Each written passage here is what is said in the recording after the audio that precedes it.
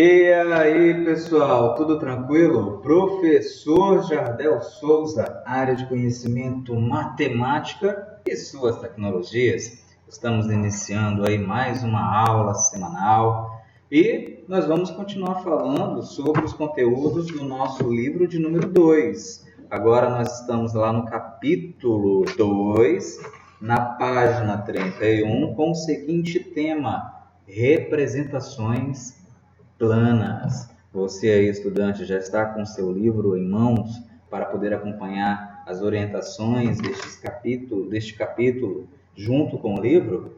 Espero que sim. Então vamos lá. Eu estou aqui com o meu livro disponível na plataforma Plural. Não se esqueça que esta aula será postada na plataforma Plural para que você assim acesse e assista aos vídeos. Logo mais estarei indicando quais atividades deverão ser realizadas para que você aí, estudante, me entregue as atividades, ok? Bom, nós vamos trabalhar com as competências C3 e C6 e as habilidades deste capítulo são a habilidade 20, habilidade 22, habilidade 32, habilidade 33 e habilidade 34, ok, pessoal? Vamos falar um pouco sobre polígono. Pessoal, iniciamos o nosso capítulo trabalhando um pouquinho sobre os conceitos primitivos da geometria plana com aplicações à geometria espacial. Agora, seguindo essa linha de pensamento, vamos iniciar com a ideia de polígonos, trabalhando toda a essência na geometria plana e logo mais levaremos a aplicação para a geometria espacial. Então temos aí uma breve introdução e o polígono nada mais é do que uma região que é formada, olha só, por segmentos. Quando eu falo segmentos, pessoal, são pequenos pedaços da reta real, ou seja, a reta real ela não tem começo nem fim, mas a partir do momento que é delimitado em uma parte dessa reta, o início e o fim, esse pequeno pedaço ele deixa de ser chamado de reta e passa a ser segmento. Não se esqueça disso, ok, pessoal? Um detalhe: regiões fechadas e simples. Se atenta a essa definição aqui, ó.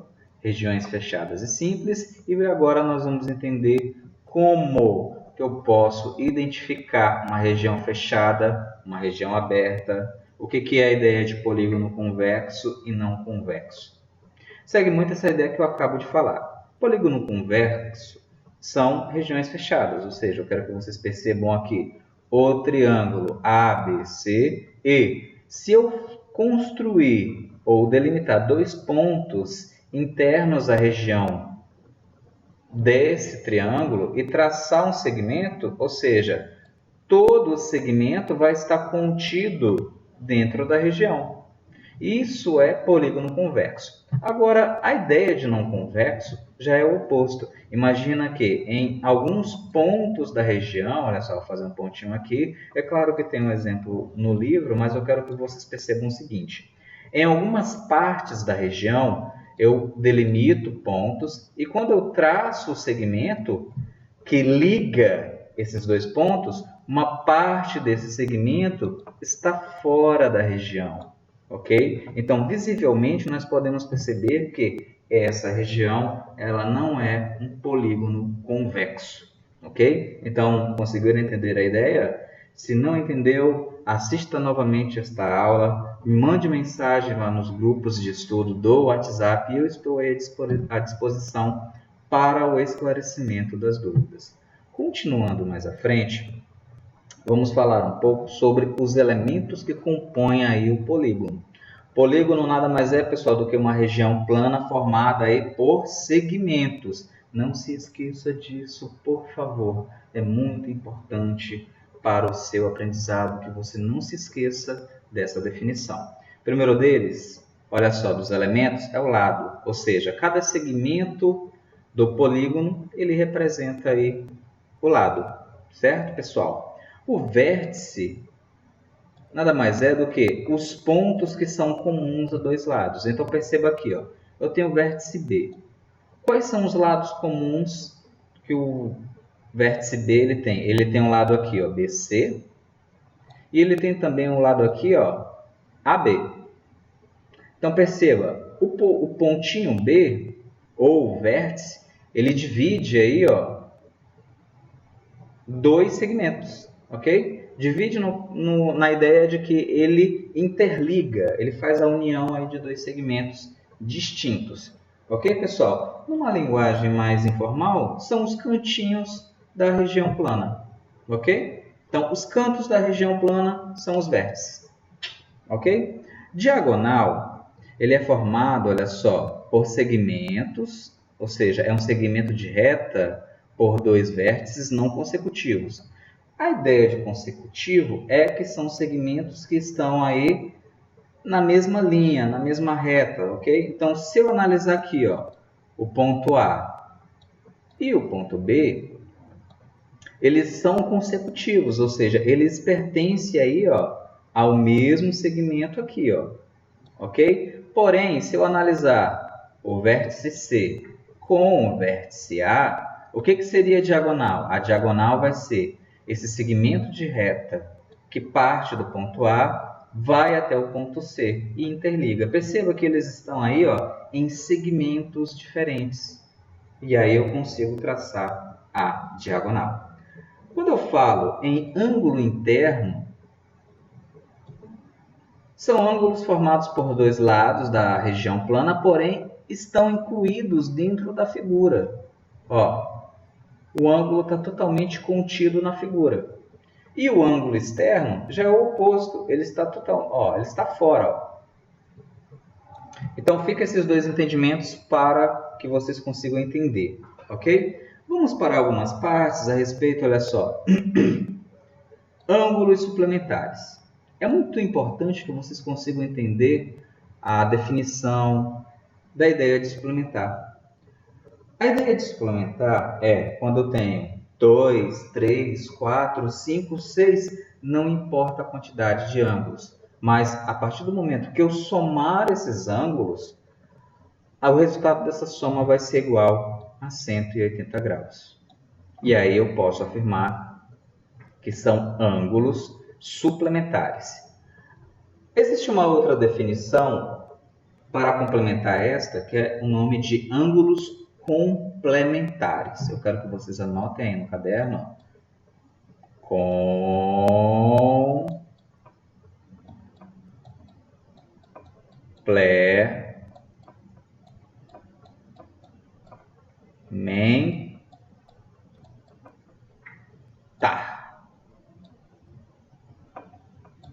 Complementar, pessoal. Imagine que eu tenho 2, 3, 4, 5, uma infinidade de ângulos. Porém, quando eu somar esses ângulos, vai ter como resultado aí, ó, vou colocar aqui um sinal de igual.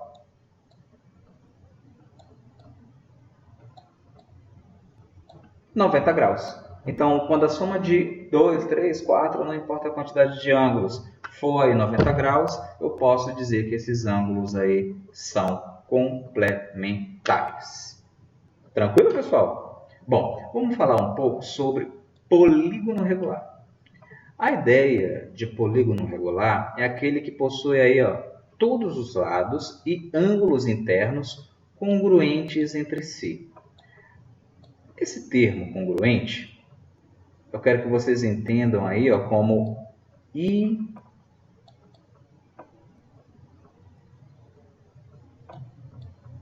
igualdade.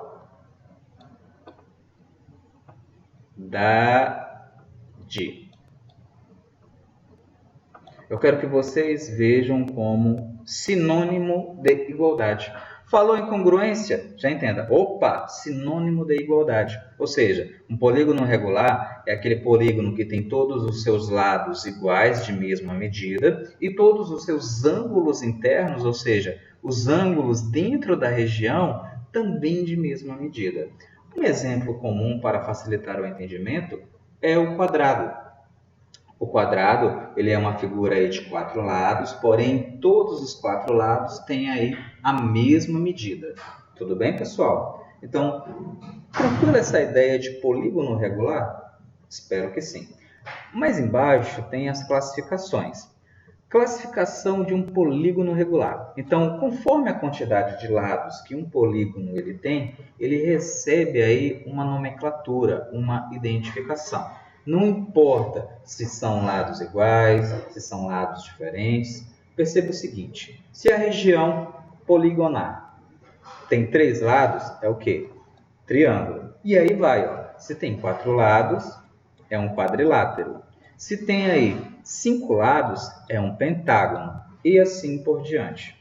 Tudo bem, pessoal? Espero que sim. Continuando mais à frente, nós vamos falar um pouco sobre o triângulo. O triângulo, pessoal, ele é uma essência, ele é uma região poligonar, base da geometria plana, ok? É muito comum, boa parte do estudo da geometria plana se concentrar aí nos triângulos. Tanto é que mais à frente iremos trabalhar com a ideia de trigonometria. E a trigonometria, pessoal, ela trabalha em cima aí bastante o triângulo, ok? Então, o triângulo nada mais é do que uma figura ou uma região plana, uma região poligonar com 3 lados, ok? É claro que possui algumas características específicas. A primeira delas é classificação. Esse tema de classificação, ele trabalha a seguinte ideia. Se o triângulo aí, ele tem 3 lados iguais, ele é um triângulo equilátero. Ok? Se ele tem aí, ó, 2 lados iguais, ele é um triângulo isósceles. Então, olha como é que eu estou analisando e fazendo essa classificação. 3 lados iguais, equilátero. 2 lados iguais, isósceles. E quando todos os lados aqui, ó, têm medidas diferentes, ele recebe o nome de triângulo escaleno. Ok? Surge aí também algumas definições, ou seja, complementares. Todo triângulo equilátero, ele também pode ser um triângulo isósceles. Vejam bem, para ser chamado de triângulo isósceles, obrigatoriamente 2 lados desse triângulo têm que ser igual. O equilátero, ele já tem 3 iguais, então olha só, já 2 lados já satisfazem aí essa ideia. Ou seja, todo triângulo equilátero, ele é também um triângulo isósceles. Porém, o triângulo isósceles, ele não pode ser chamado de triângulo equilátero. Conseguem captar a ideia? Eu espero que sim, pessoal. Existem algumas definições também referentes. Quando eu falo definição, eu me refiro à nomenclatura do triângulo, porém referente aos seus ângulos. Então, o primeiro deles, se um dos ângulos mede 90 graus, o triângulo recebe o nome de retângulo. Associe essa ideia aí. Se os ângulos do triângulo, todas as medidas, são diferentes, porém, os seus ângulos são menores que 90 graus, ele recebe o nome aí, ó, de acutângulo. Perceba uma coisa, para o triângulo ser chamado de acutângulo, todos os ângulos têm que ter medidas diferentes, ok? E todas elas têm que ser menor que 90 graus. Tranquilo, pessoal? Por que menor que 90? Porque a partir do momento que eu tenho aí um ângulo maior que 90 graus, ele já recebe uma nomenclatura específica, obtusângulo. Ok, pessoal? Perceba, todos os ângulos deste triângulo aqui são diferentes, porém eu tenho um ângulo maior que 90 graus. Aí ele recebe o nome de obtusângulo. Próximo ponto, lá na página 35, ele fala a respeito da soma dos ângulos internos de um triângulo. O que você vai grifar aí com um marca-texto é esta informação. A soma dos ângulos internos de um triângulo é igual a 180 graus. Pessoal, não passa disso. Se você somou as medidas de um triângulo e não deu 180 graus, ou o seu cálculo está errado, ou não é um triângulo. Ok, pessoal? Especificamente, tem que ser igual a 180 graus. Nem mais e nem menos. Tranquilo, pessoal? Essa é a ideia da página 35, ok? Segue aqui um pouco a questão de alguns exercícios resolvidos que trabalha essa ideia, ou seja, eu tenho aqui o triângulo, ele tem duas medidas, a 34 e a 22, certo? Duas de suas medidas têm esses respectivos ângulos, e a questão te pede para encontrar o terceiro ângulo, ou seja, soma todas as informações, iguala a 180 graus, e aí você tem aí uma equação do primeiro grau.